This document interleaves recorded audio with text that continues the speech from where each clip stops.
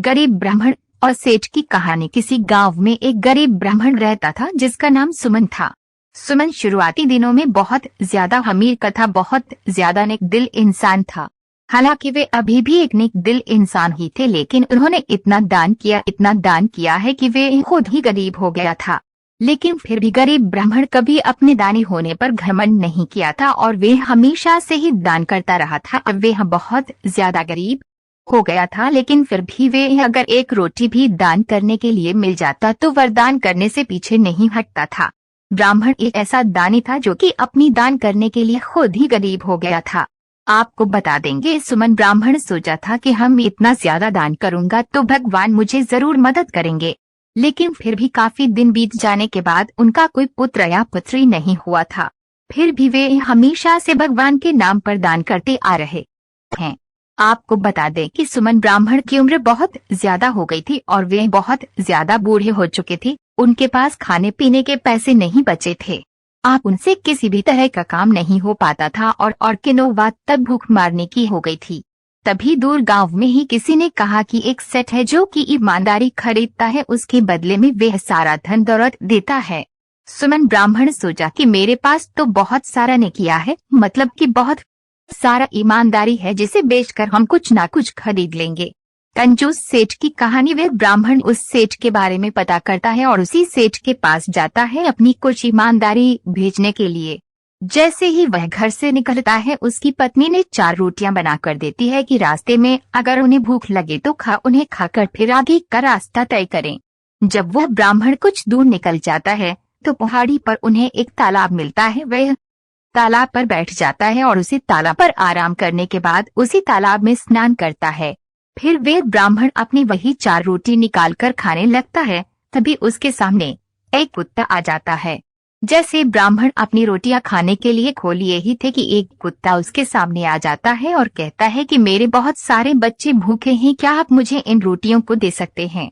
ब्राह्मण उस कुत्ते को एक रोटी दे देता है। एक रोटी खाने के बाद कुत्ता कहता है कि मुझे बहुत ज्यादा भूख लगी थी, एक रोटी में मुझे कुछ नहीं होने वाला है, मुझे दूसरा रोटी भी चाहिए ताकि मेरा पेट भर जाए। और उसके बाद ब्राह्मण दूसरा रोटी भी दे देता है और उसी तरह से उन्होंने दूसरा रोटी भी कुत्ते को खिला देता है। सभी खाना कुत्ते को खिलाने के बाद वे भूखे ही आगे की तरफ चल बढ़ता है। आगे चलते चलते वह उस सेठ के पास पहुंच जाता है जो ईमानदारी को खरीद लेता था। उसके बदले में उसे बहुत सारा धन दौलत दिया करता है। जब वह सेठ के पास पहुंचता है तो गरीब ब्राह्मण कहता है कि मेरे पास बहुत सारी ईमानदारी है, क्या तुम मेरे लिए ईमानदारी खरीद कर मुझे कुछ पैसे दोगे? उस सेठ की पत्नी बहुत ज्यादा पढ़ी लिखी हुई चाहिए, इसी कारण से वह लोगों की नेकियां खुद से ही देख लिया करते थे। जैसे ही बुढ़ा बरामा उसके पास पहुंचता है, वो अपनी पत्नी को कहती है कि जरा देखकर बताओ कि इनके पास कौन कौन से ईमानदारी है। तभी उसकी पत्नी इस बात का आकलन करने लगती है, इस ब्राह्मण के पास इसके पास कौन सी ईमानदारी किया है जो आप इसे खरीद सकते हैं। तभी उसकी पत्नी ने कहा कि ये जो आज एक कुत्ते को 4 रोटियां खिलाई है, ये ईमानदारी इनकी सभी ईमानदारी से बड़ी है। अगर आप खरीदना चाहते हैं तो इनकी यही निकला, इनसे खरीद लिए। तो भी सेठ ब्राह्मण को कहता है कि आप आज जो 4 रोटी कुत्ते को खिलाई थी वही ने कि हम खरीदना चाहते हैं। वह बूढ़ा व्यक्ति कहता है कि ठीक है, हम ही ने किया खरीद लीजिए और उसके बदले में आप मुझे जो चाहिए उसे देख सकते हैं। फिर सेठ ने उसकी ईमानदारी के बदले में बहुत सारी धन दौलत हीरे मोती निकाल रहे थे।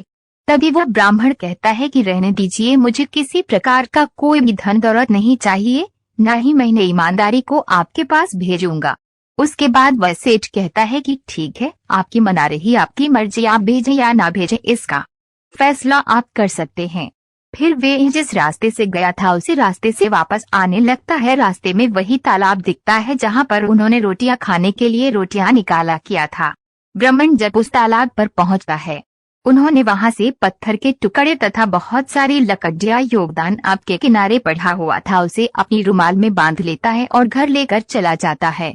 घर देते हैं उन्होंने अपनी पत्नी से कहता है कि यह लो हीरे मोती को, इसको सही से रखो। लेकिन उनकी पत्नी को हीरा मोती देखना बहुत जरूरी हो गया था क्योंकि उन्हें यकीन नहीं हो रहा था।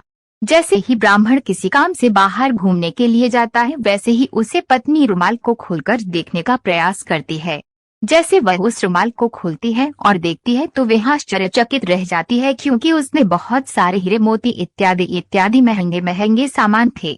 जैसा कि आप सभी को पता होगा कि ब्राह्मण ने तालाब के किनारे से बहुत सारी पत्थर तथा वहां पड़े पत्थर के टुकड़े को उठा लिया था और अपने रुमाल में बांध लिया था। लेकिन घर आने के बाद वह पत्थर हीरा मोती तथा कीमती सामान में बदल गया था। जैसे ही ब्राह्मण घर आता है, उसकी पत्नी कहती है कि इस रुमाल में तो बहुत सारे हीरे मोती हैं, आपने कौन सी ने किया? उनके पास भेजती है जो आपको इतना सारा हीरा मोती मिला है। ये बात सुनकर ब्राह्मण को अपने बीबी की बात पर यकीन नहीं होता है। वहाँ कहता है कि जाओ रुमाल लेकर आओ, हमें देखेंगे इसमें क्या है। पत्नी जाती है और रुमाल लेकर आती है। जब ब्राह्मण रुमाल को खोलकर देखता है तो वह स्त्री सच बताया जाता है कि उसमें बहुत सारे हीरे मोती रखे हुए थे। अब होगा वही हीरे मोती का इस्तेमाल करके बहुत ज्यादा अमीर हो जाता है और अपने घर आता था परिवार का पालन पोषण कर देता है। गरीब ब्राह्मण और सेठ की कहानी से हमें क्यों सीखने को मिलती है? इस धार्मिक कहानी से हमें ये सीखने को मिलती है कि हमें अपने किसी भी गुणों को नहीं भेजना चाहिए और हमारे द्वारा किया गया कोई भी अच्छा कार्य हमें वापस इसका फायदा जरूर मिलता है। गरीब ब्राह्मण की कहानी से हमें क्या सीख मिलती है? गरीब ब्राह्मण की कहानी से हमें ये सीख मिलती है कि हमें अपने बाकी पर यकीन करना चाहिए। ब्राह्मण सेठ के पास क्या करने जाता है? ब्राह्मण सेठ के पास अपनी ईमानदारी बेचने के लिए जाता है। ब्राह्मण जाते समय कौन सा नेक कार्य करता है? ब्राह्मण जाते समय रास्ते में हुआ एक कुत्ते को अपनी रोटियां खिला देता है। ब्राह्मण को उसकी ईमानदारी अमर्त्य क्या मिलता है? ब्राह्मण को उसकी ईमानदारी चाहिए, कारण उन्हें बहुत सारी मांगे सामान तेरे के हीरा मोती सोना चांदी इत्यादि भी मिलता है।